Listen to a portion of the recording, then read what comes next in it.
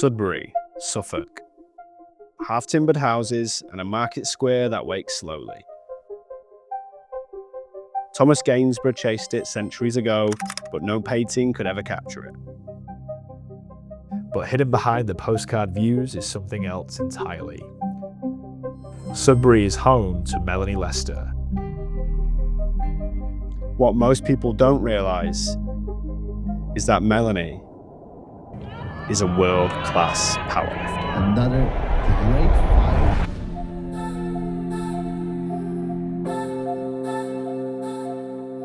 fight. Where are you ranked in the world and Europe and the UK, Melanie? Well, in last October, I competed in South Africa and I got gold. Wow. Oh, that is wicked. But we would be honoured to make the first episode with you. And I will text you the rest of the information and Sure. let us know your thoughts. Will do. Lovely. Okay, thank you. We're meeting Melanie Lester, and she is a 71-year-old powerlifter with gold medals. I'm going to get changed, get in the gym, meet her, and see how she trains on a normal Friday. So what's the workout today? What are we going through? Starting with our warm-up, 60 kilos, working up to... That's the warm-up? Yeah. Okay, 60 kilograms on the bar. So we've got 20 bar, 220 plates. Yeah. Working up to 110 for 2 sets of 4 reps. I've joined you on an easy day then. Yes.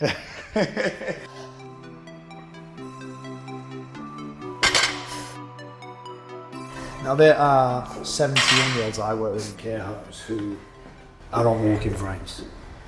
I know, yeah. And I've just seen you It's smash just out so 3 sad. reps of 80 kilograms on deadlift. And we're going to 110, did you say? Yeah. We actually went into this thinking that I might need to fake some of the scenes. We spoke in the car and we wanted there to be a level of humility for me and a level of, I guess, me being humbled. I think the conversation was around ego being left at the door. And I think I came in with an ego and it was very quickly stripped away from me. Oh, 5. Oh, gosh. That's embarrassing. Wow. Hips. And down. Leave it at 1. Leave it at 1. The one rep there, I'm really happy with that.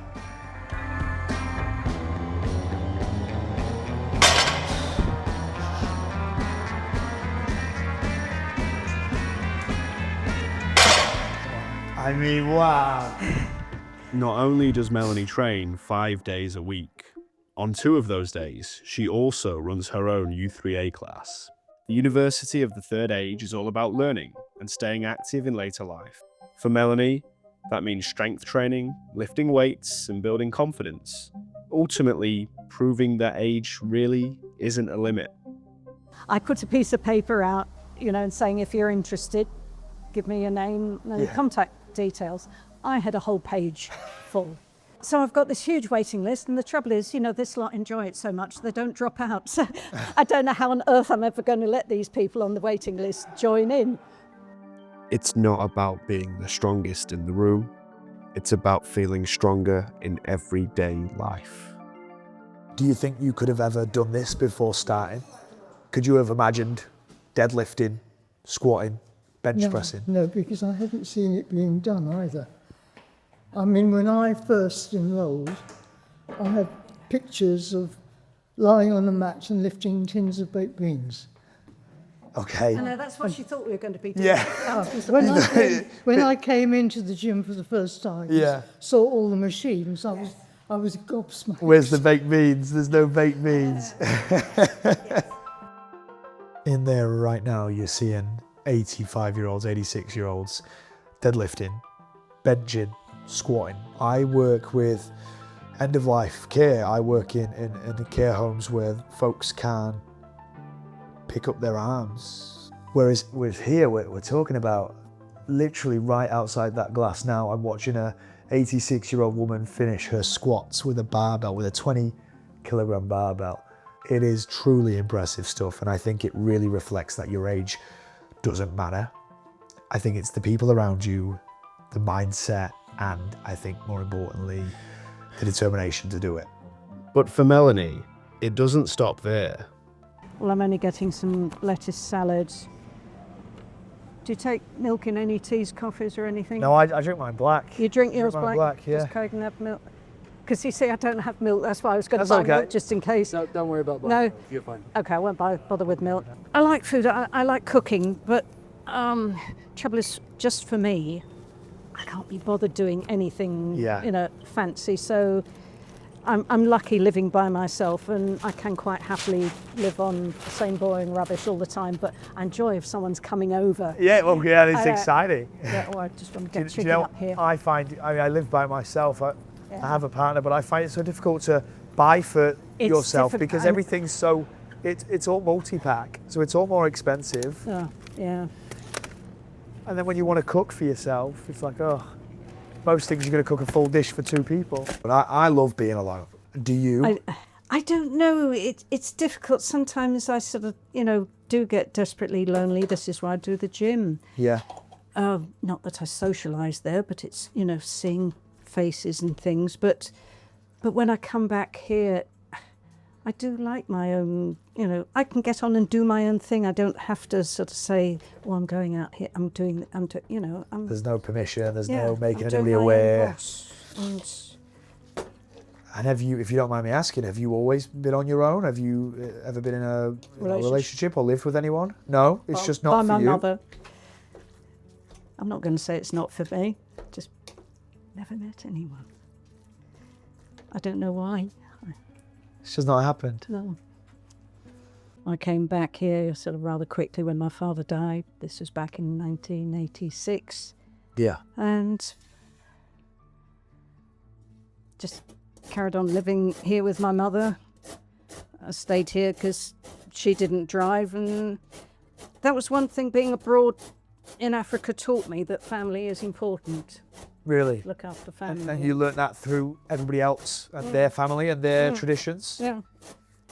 I think it's definitely one of the tougher parts of my job, because in other parts of the world like Africa and different societal values, and I think here, and I'm not going to say it's our fault as people that we put our parents in care homes and whatnot, but I think it's society's fault, because I like to refer to it as nurseries as well. Like parents, wouldn't it be great to look after your child all the time? But we have to put them in nurseries because we've made us such a work-driven society.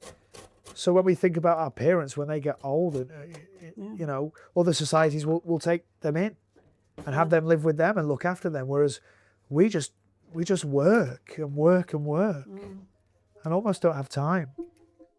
Fitness and competition might be what people see now, but Melanie's story actually didn't start in the gym. So you taught out in Tanzania. How come you taught out in Tanzania? You just sort of worked for the local wage, and then I moved to Uganda and got a job continuing teaching, but in an international school there. That's cool. Whereupon they had a civil war. While you were there, they had a civil war. What do you do? You hid for 3 days. Some soldiers are no more than 12 years old or so. An officer runs among the men, urging them on as they come under mortar fire. There was one room that didn't have an outside wall. It happened to be our food storeroom, because all the other rooms were outside.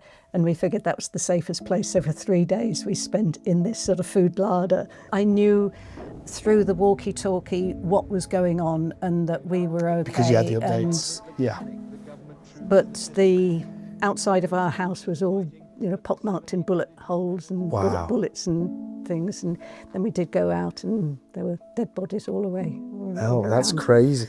Yeah, so that was an experience. It was an experience. It sounds like an experience. I really enjoyed teaching abroad, because unfortunately teaching abroad, a teacher is respected. You are important, because kids and families, they know how important education is. It is their route to succeed in life and be. We sort of see it as a it's as a given. Yeah, and I came back and it was just so different. You get the abuse and kids. Different. They're certainly. I used to work in schools. That's where I started working in Yeah. schools before I worked in care homes, and I worked in alternative provisions. I worked in PRUs, so non-mainstream kids who were kicked out, SEMH, SEND, and some of the things. Oh, I remember it was in a middle school and really small class, and so kids at a table there, kids at a table there, so the backs of their chairs were, only about that far apart. And you try and sort of squeeze by, and I put my hands on this kid's shoulder as I squeezed by. What fucking, hit, and I think, I'm trying to walk past you because there is a gap this big, and you just... And that had never happened in the likes of Uganda or Tanzania. The respect levels were... Because they value what you're bringing. They really valued it. You're giving them a step up in the world. And that's something... it was sort of sad just seeing the difference. I think maybe the difference might lie in the fact that we almost feel we deserve a step up, whereas they are trying to earn a step up. Let's eat. Anyway, let's eat. Yes, let's go down now. We'll try and do something.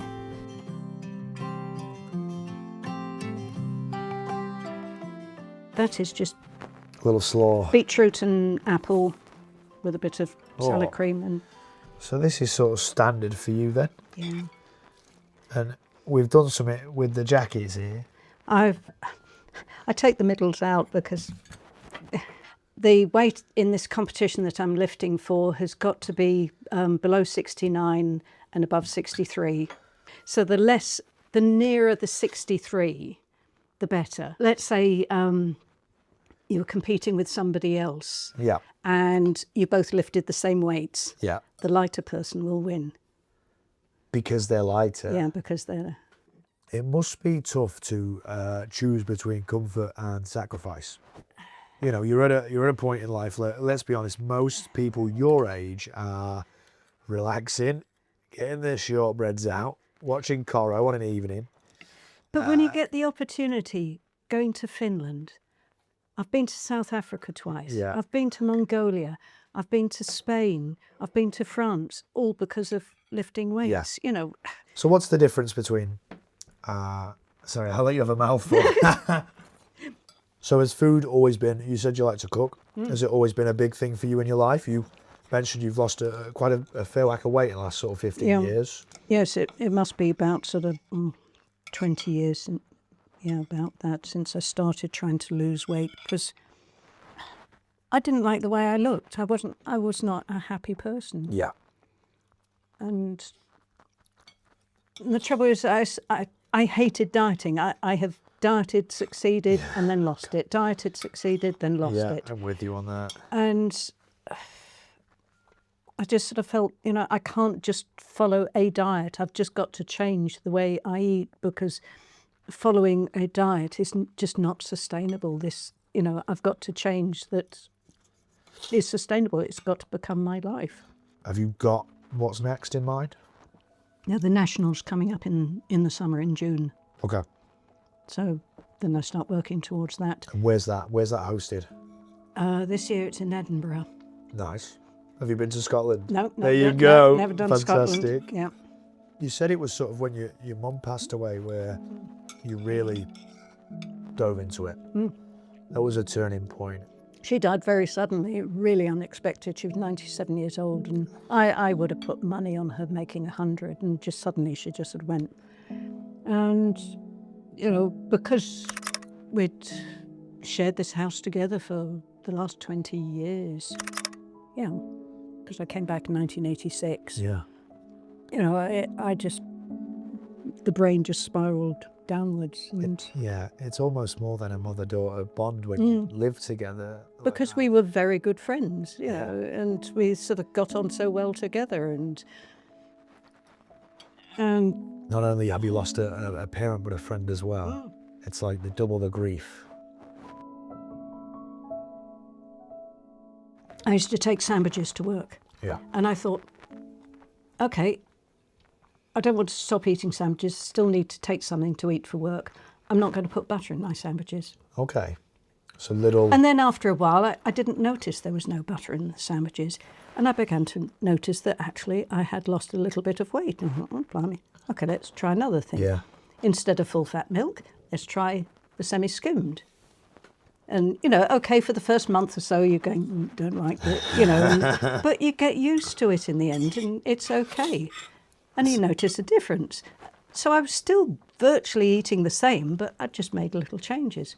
In sort of cooking with my mother, let's say we were making a bolognese, instead of frying the onions to begin with, I used to microwave them. And so when they were cooked, I then added them to the meat. And so it was a sort of bolognese without any added fat. So like minute changes Yeah. that all add up and powered you through. Yeah. And it was sort of, it made me realise, you know, that way of eating is more sustainable, because I'm still virtually eating what I used to eat before, but with a bit more care.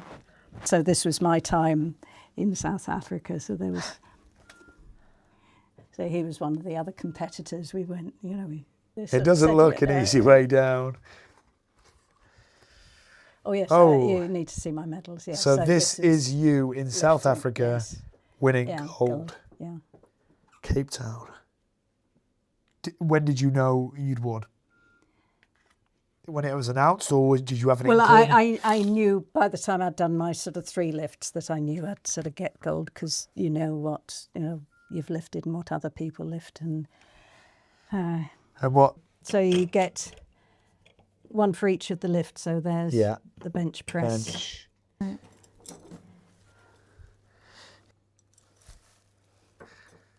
Now that's a good chunk of medal. 2024. That's what you meant to do, are you? Meant to, are you meant to? Yeah. I know. Have you bit a medal before? No, Have you ever? No, I look after my teeth too much. I don't do that. To understand where Melanie is now, we have to look at how it all started. So what's going through your mind now? You are a week out from competition. Yeah. There's nothing you can do left to train. You can't change your body. You can't lift No, heavier I can't. No, this week I've done my heaviest lifts. Yep. And next week I will still train Monday, Tuesday, but there's slight back offsets. So slightly less, but less weight, but more reps. Yeah. And Tuesday I'll just do what my openers will be, my first lift. So my first deadlift, first squat. With the lightest weights. Yeah, Okay. because you do 3 lifts for each of the 3 deadlifts, 3 squats, 3.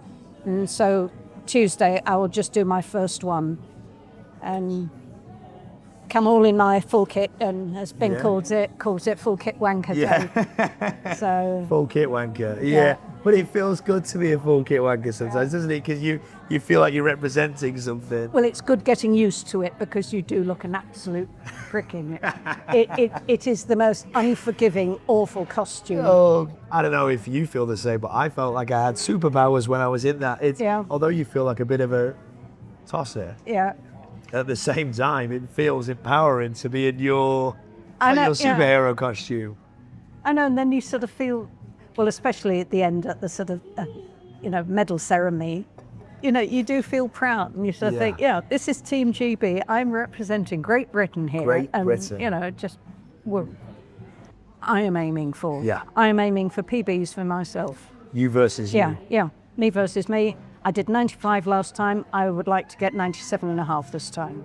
So gold is just a added bonus. It's about how you perform versus how you've previously performed on the day. Yeah.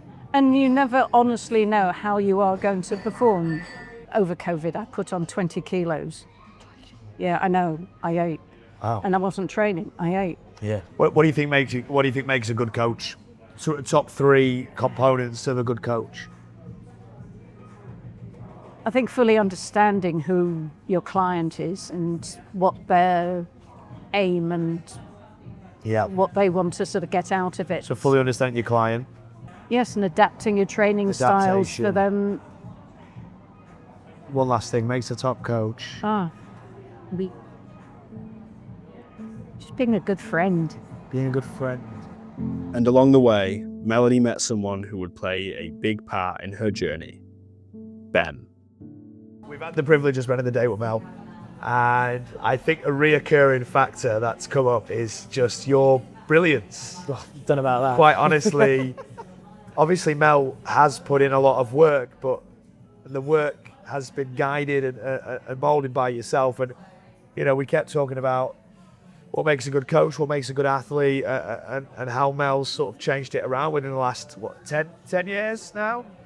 But I just wanted to hear a little about your side of Mel's journey, because you've seen a different side, and I'm a PT, but you're a coach. You're a, you know... Trying my best to be. Yeah. So I sort of met Mel through the gym I was training at, which is the Fort now that we took over, and sort of saw Mel into her journey already, sort of like had made great strides, hadn't you?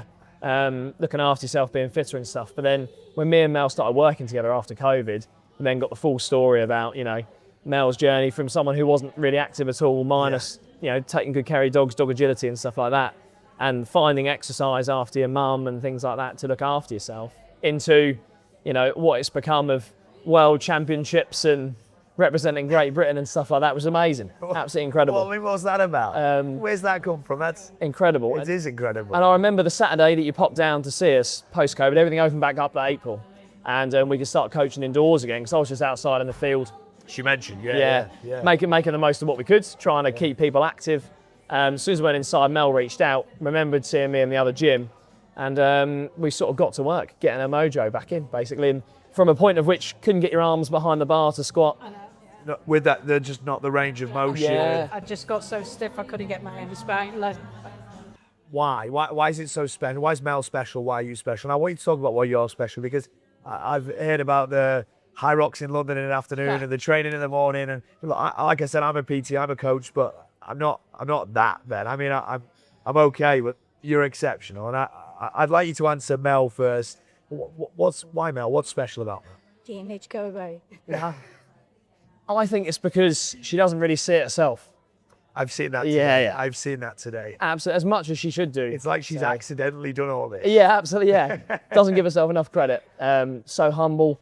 I don't know, you probably don't know anything about my work, but primarily I work with older adults in care homes, so end of life, and I've seen a lot, you know, and I've seen a lot of what age can look like when done poorly, when not looked after your own health, and I think it's crucial for older adults to move, not even older adults, I think it's crucial for middle-aged adults to move into their later years as an older adult, and I guess what I want to know from you is why you think it's important and why Mel is exceptional in that sense. You know, Mel shouldn't be exceptional. No. And I'm not saying that in a demeaning way, but you shouldn't be exceptional. Mel should be normal. Yeah, absolutely. But she's not.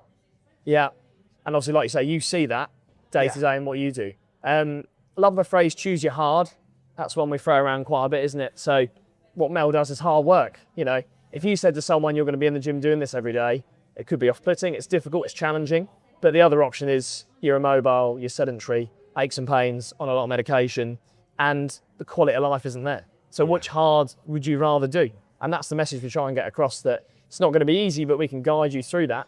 And that's what Mel now does with her U3A group, gives them more confidence, improves their balance, same as what you do. You obviously go in and help people, and it just shows them what they are capable of. Thank you for coming down. I appreciate it. Well, thanks for coming down and doing this.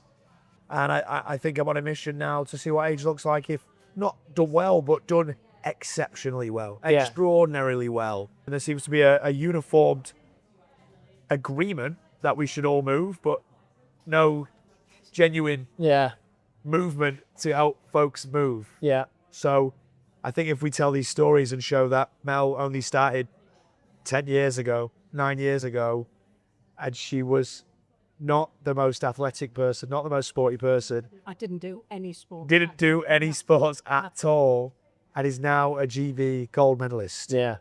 That's what I want to tell the world. It scares me when I walk around places like Sudbury and I see so many people with sticks and you know, walking frames, and you look at them and you think, I bet I'm older than you. That's what I mean, who might be younger than you. Yeah, I know, and you think, Are you afraid of getting old? I'm fighting it. I'm There's no room for fear. You know, I'm not going to be one of these people. I'm, you know, I'm fighting all the way, and but I don't do it because I don't want to get old. I do it because I feel good doing it. It makes me feel good. And the aging effects are just a plus, a bonus. Yeah. For Melanie, fitness wasn't something she grew up with. It wasn't always part of her life. Today, the gym isn't just a place she trains, it's a place where she rebuilt her confidence, her strength, and her sense of self. Melanie's story reminds us that health isn't defined by age, and it doesn't belong to those who start early. It belongs to anyone brave enough to begin. Because sometimes the most powerful journeys start later than we expect.